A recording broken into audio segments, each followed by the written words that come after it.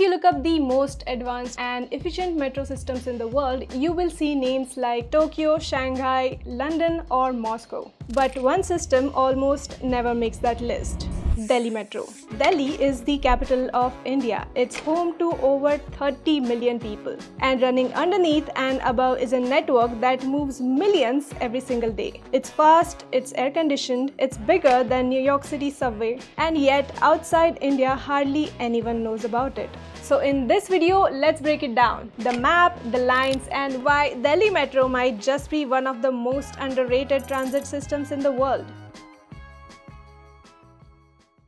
If Delhi can overwhelm you in the first 5 minutes, Delhi Metro does the exact opposite. It calms you down. Now, instead of explaining the system in theory, let me show you how to use it. Let's assume we are at the airport. All you need to do is open Google Maps, type your destination. I'll take Kashmiri Gate as an example. Tap on the metro route, and it doesn't just give you a route. You will get guidance step by step. It also tells you which entry gate to use inside the airport and which platform your train will arrive on. And then you just need to follow the signs at the airport that say Airport Express Line. Then head to the kiosk, buy a QR ticket, and then get on the train towards New Delhi.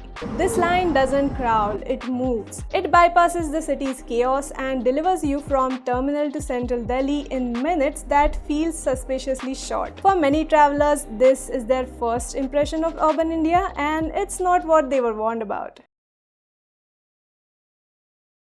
Big cities usually test you. Wrong exits, cryptic signs. Delhi Metro chooses a different strategy. It talks to you. The best example of this is the interchanges. Delhi Metro does something beautifully simple: colored footprints. If you need to switch to the yellow line, you follow colored footprints on the floor. These aren't small details. For a tourist who doesn't know Delhi's geography, this removes anxiety before it even forms. You don't have to guess, the system volunteers the information. As the metro approaches stations, announcements don't just say station names. They tell you why you might care. This station is New Delhi. Change here for New Delhi station of the Indian Railways and the Airport Express Line. And it continues once you step off the train. Signboards are everywhere, clear, legible, and bilingual. The system teaches you how to get around while you move. You always know where the exit is, which side of the road you'll emerge on, and whether you're walking toward history or into traffic. Think about what that does psychologically. The city stops feeling like a logistical problem and starts feeling like a place that you can enjoy. Now let's talk about price. Delhi is expensive in many ways. Metro is not one of them. The maximum fare stays shockingly low. For the cost of a sandwich, you can cross the entire capital. But before Delhi Metro became a color-coded comfort zone for millions, it was an idea that scared people. Because building a metro in Delhi wasn't just an infrastructure project, it was a gamble with history, geography, and human behavior. And this is where one man quietly changed the story. E. Sridharan, often called the Metro Man of India, was appointed the managing director of Delhi Metro Rail Corporation. By that time, he had already built a reputation for doing something rare in Indian infrastructure: finishing projects on time, sometimes even early. That might sound normal to you, but in India, it's almost mythical. Under his leadership, Delhi Metro adopted a culture that felt completely different from most government projects. Engineers were empowered to make decisions instead of waiting endlessly for approvals. Construction sites ran like clockwork. And the result was something that surprised even skeptics. Phase 1 of Delhi Metro was completed ahead of schedule and within budget. For a city used to flyovers taking a decade, this almost felt unbelievable. Suddenly, the metro wasn't just an idea, it was a proof that large-scale infrastructure in India could actually work. Delhi Metro was never planned as one giant network. It was designed in phases, each phase expanding outward like ripples in water. Phase 1 focused on the spine of the city, North, Central, and East Delhi. Phase 2 pushed further into the suburbs. Phase 3 tied loose ends, added complexity, and quietly changed how the city moved. And Phase 4, still unfolding, is about density, more connection, and tighter loops. This phased approach wasn't just financial prudence, it was survival, because Delhi isn't an empty canvas. It's layers upon layers of history, Mughal ruins, colonial buildings, and roads that refuse to stay straight. But drawing colored lines on paper is easy. Putting them through Delhi is not. One of the biggest obstacles was the Yamuna River. At multiple points, metro had to cross it. One wrong calculation and you won't get a delay, you get a disaster headline. And the river wasn't the only problem. In South Delhi and the Aravalli region, engineers had to deal with hard rock and uneven terrain. In some sections, tunnels had to go deeper than planned just to avoid existing foundations. Imagine digging underground while making sure the centuries-old buildings above you don't crack. No pressure. Now, let's zoom out because Delhi Metro was never meant to serve just Delhi. This is where NCR, National Capital Region, enters the picture. Delhi is the core, but the city breathes through its satellite cities. People live there, work here, and commute daily. Ignoring NCR would have turned the metro into a glorified city loop instead of a regional lifeline. In Gurgaon, the rapid metro works like a feeder. Short, precise, designed for corporate hubs. In Noida and Greater Noida, the Aqua Line fills the gaps the main network couldn't reach quickly. They aren't separate stories, they are extensions of the same idea. Then there is the Pink Line. The Pink Line is India's first operational metro loop. Not a straight line, not a branch, a loop. Which means you can keep moving around the city's periphery without ever going through the congested center. From an urban planning perspective, this is huge. It redistributes traffic, saves time, and quietly future-proofs the system. But the most underestimated factor wasn't geological or political. It was people.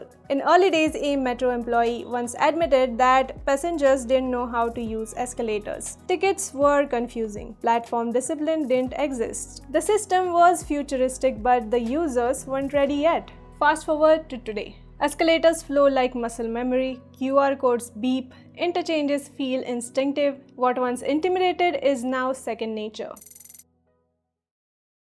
Let's start with the most basic question every traveler asks first. How do I pay? Delhi Metro doesn't trap you into one method. You walk up to the counter or kiosk and get a paper QR ticket. There's a fare chart at every station that tells you exactly how much you need to pay to reach any other station. And then the holy grail, the DMRC Metro card. One card, tap in, tap out, recharge anywhere at the station's kiosk or through the app. It's not trying to be everything. You can't buy groceries with it like you can do it with Tokyo Metro's Suica and Pasmo cards. It has one job and it does it well. There are quirks, of course. The Aqua Line in Noida plays by slightly different rules. A different card, a reminder that integration is still work in progress. But for most of Delhi, the experience remains seamless. Most stations are built vertically and they know it. Escalators are everywhere. Elevators are not hidden or locked away. They are central, visible, and usable. Then comes security. Every entry involves scanning, bags go through x-rays, you walk through the metal detector. It's annoying, you might roll your eyes, but that discipline is the reason why millions move daily without any incident. A newer addition many people overlook is the locker service. If you land in Delhi early or check out of your accommodation, instead of dragging the luggage across the city, you can store it at metro lockers using an app. Now let's talk about how reliable this system is. Trains are frequent, you don't plan your life around schedules. You show up and expect a train and usually get one within minutes. Add to that the women-only coach, clearly marked, consistently enforced, usually positioned at the front. It's not just a marketing feature, and for many women, it's the difference between choosing the metro or avoiding it altogether. But here's where the story gets honest. Sometimes interchanges can mean long walks, actual cardio. Endless corridors, multiple levels. By the time you reach the next station, you are reconsidering your fitness tracker goals. And then there are some more cons. Peak hour crowding can be brutal. The system technically works, but emotionally it drains you. Bottlenecks at the security undo the calm created inside the network. Everything functions, but not everything feels good. Every metro system eventually reaches a moment where expansion is no longer about distance, it's about intent. Delhi Metro is at that moment now. For years, growth meant more lines, more stations, more reach. Today, the question is sharper and slightly uncomfortable. What kind of city this network is shaping for the next 30 years? And the most symbolic answer to that question is the Golden Line. Officially part of Phase 4, the Golden Line is not just another colored stripe on the map. It is designed to connect some of the Delhi's most densely populated and economically active zones, areas that currently rely heavily on roads. If it works the way planners intend, the Golden Line will do something subtle but powerful. It will make not using the metro feel inefficient, and that's the real future strategy. Delhi Metro is moving away from being an alternative to road transport. It wants to become the default. But the infrastructure alone doesn't future-proof a system. Technology is the next layer. Delhi Metro is steadily shifting toward driverless operations on select corridors. And then there is a quieter revolution: integration. Future plans place heavy emphasis on smoother connection with buses, railways, and last-mile services. Right now, this is where the system still lacks efficiency. In the future, the metro wants to absorb that friction, not ignore it. Delhi Metro is no longer just responding to the city, it is actively shaping how the city will live, breathe, and move for decades to come. And if you think that designing a metro system is complex, wait till you see how something as everyday as coffee quietly changes the culture, movement, and identity in India. If you want to understand that story, click here to watch my previous video.